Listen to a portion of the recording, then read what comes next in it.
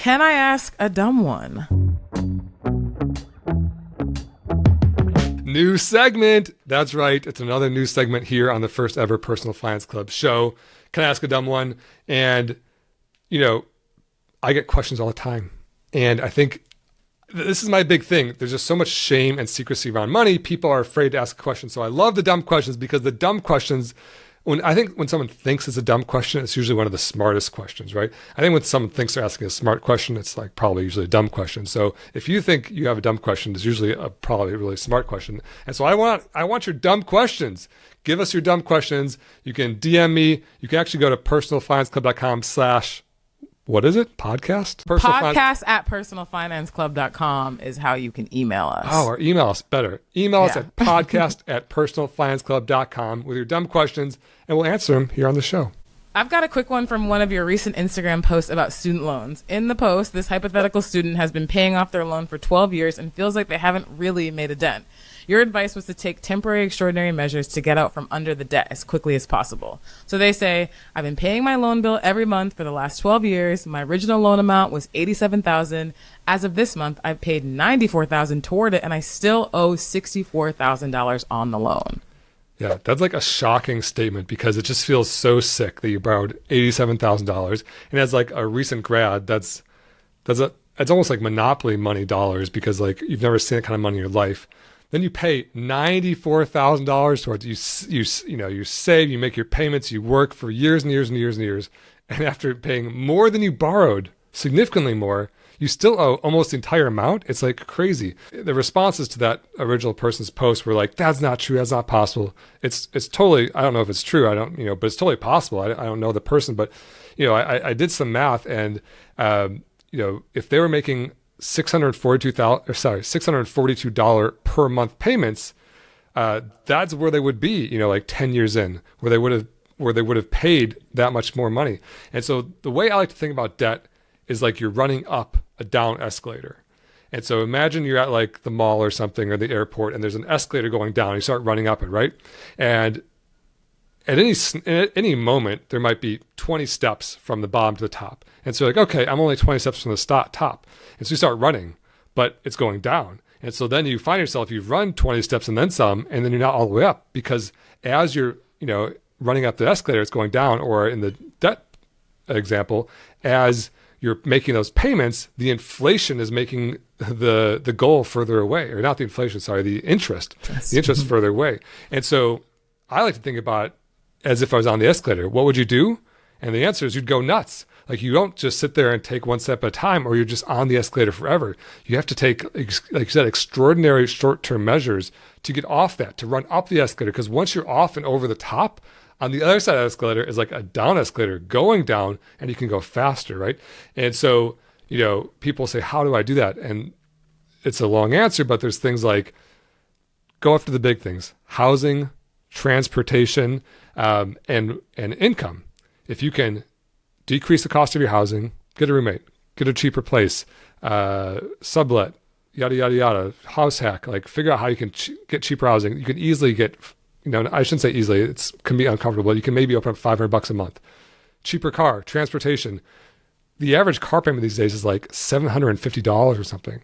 But you can drive a perfectly good used car for more like $250 a month. That's a $500 a month delta right there. There's another $500. So if you're throwing like $1,000 extra towards your student loans, that adds those extraordinary measures. And then the third one's income, overtime, side hustle, switch jobs, grow your career. That's how you, like these big chumps, everyone talks about the skipping your Starbucks. It's not really about that. It's about the big things. If you can do that, get out of debt faster, that's how you solve this problem of the running up the down escalator. Go nuts, get off, be uncomfortable. I'd rather you be uncomfortable for a couple of years than be just in this crippling debt for 30 years. And that's really like the difference it'll make. So that said, there's another way to get out of the debt, which I think leads us to our next question. Amazing. Yeah, let's get into it. So we had one comment from a Personal Finance Club enthusiast who asked, question, if you get an income-driven repayment, is that a good thing to pay your student loans off? So student loans are potentially very complicated, and there could be an entire student loan podcast. And so I'm first going to preface this with saying this isn't your one-stop shop to everything about student loans. But generally speaking, income-driven repayment is a government plan that says, hey, if you can't make the full payment or your income is at a certain level, instead of making the full payment, you will just pay whatever you can. It's based on a percent of your disposable income, and there's some rules around that. And then that way your payment's lower, which is, on the surface a good thing. And then after a certain period of time, it's sometimes 20, sometimes 25 years, which is a long time. If you've done everything we've asked you to do for that entire period of time, then we'll forgive your loan. And so I think a lot of people hear that and they say, great, I can have lower payments, which is a good thing, and my loan's forgiven, which is a good thing. Why not do that? And part of the term personal finance is personal. This doesn't apply to everyone. But on the surface, there's a lot I don't like about seeking student loan forgiveness. And here's some of the things I don't like about it. It sounds crazy to not like that, right? And so, I think, and I'm going to make the con case because I think we all know the pro case. The pro case is lower payments, get them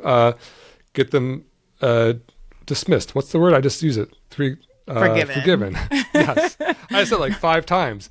By the way, I have a 6-month-old child, and so the ability to Blaming recall it on words. The baby? Crazy. Yes. When I say I take all the blame, then I just transfer that blame to my innocent young infant, of course. So here's what I don't like about student loan forgiveness. One is that, like, what if it doesn't work? If you miss a payment, get pregnant, lose your job, don't follow the rules, yada, yada, yada, you can find yourself years or decades down this path, having been on this down escalator, letting the top get further and further away, and then you're not going to get it, right? Or laws change, whatever. We hear so much about the laws, and it just feels like a very risky thing to be banking on this thing happening 25 years away. Worse than that, I think it can put you in the wrong mentality. It kind of incentivizes having lower income.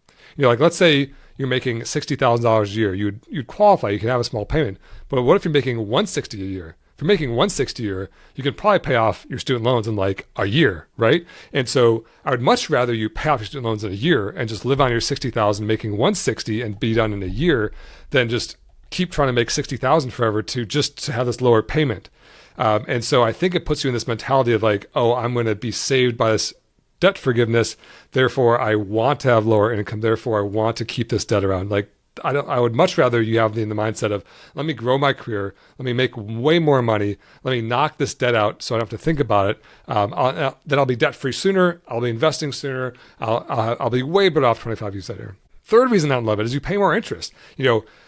This income driven repayment is because you can't even maybe make enough payments to cover the interest. And so like that first question asker who had $87,000 in debt, you could find yourself borrowing $87,000, doing income driven repayment for a few years, and then you owe $120,000, more than you even started. And so you're paying, and you're worse off. Another reason I don't like it, the forgiven amount may be taxable. So like, let's say you get to the end of your 20 years and then $100,000 is forgiven. That $100,000 goes on your, or may go on your income, or may go on your taxes as income, and then you'll owe $30,000 in taxes. And so it's really not all forgiven. It's all forgiven, but for the tax that you have to pay on what essentially amounts to the gift that you're given, right? And so you might have been, making payments for 25 years, only get a $30,000 tax bill. And when you add all that up, you've actually paid more than you would have if you just, sprinted up the escalator, right? But wait, it's not over. Another reason I don't like it is it's an administrative burden. It's like just navigating this world. There are entire companies, some of them are very good, that help you navigate trying to qualify for these programs, because every single year you have to like reestablish your income, you have to reestablish your family size, you have to reestablish your eligibility, you have to prove you made payments. Mistakes are made. They didn't get some of your payments, they didn't log correctly some of your payments, yada yada yada. Now you're in this months long battle just to get what you should be correctly owed according to plan, when it was like not your fault, just because you're in this administrative government headache. And the last reason I don't like it is the psychological burden. It's not fun to, be at dinner and be wondering if you should buy an appetizer because it's $10, and knowing in the back of your head, oh, and I owe $150,000 in debt too. That's not like a fun thought to have throughout the day and a fun way to go to sleep and wake up. When that debt is clear and 0, and instead of interest accruing and you're going, trying to go up the down escalator, when you're going down the down escalator and you can run down, or you're going up the up escalator, maybe that should be the metaphor. Sometimes I make up metaphors in the fly and they don't always pan out. So I don't love student loan forgiveness for all those reasons. That said, there are people who are in public service. The public service one I think is 10 years, not 25 years. Mm-hmm. And if maybe you're a public defender and you're a lawyer and you have $300,000 in law school debt and you make $50,000 a year or something, if there's these extreme cases and there's just no way to do it otherwise, like, okay, that might be the best option for you. And so obviously it doesn't apply to everyone, but that was my take on it. And by the way, if you need some financial advice, this is the first shout out for the company I recently founded called Nectarine. And we have a new student loan expert, and you can book him by the hour and ask your questions. And there's no upsells and there's no assets under management and there's no strings attached. It's just purely like hourly flat fee financial advice at hellonectarine.com. Shout out Nectarine. Wow. I'm proud of you for the plug. Episode 1 coming in hot. Yeah. Are we sponsored by Nectarine? I don't know. Probably not. I shouldn't even say that. Maybe it's some sort of regulatory problem. But I'm very, very proud of this company. It's going very well. It's helping. We've had over 5,000 clients get helped already. So I want people to know about it. I love it.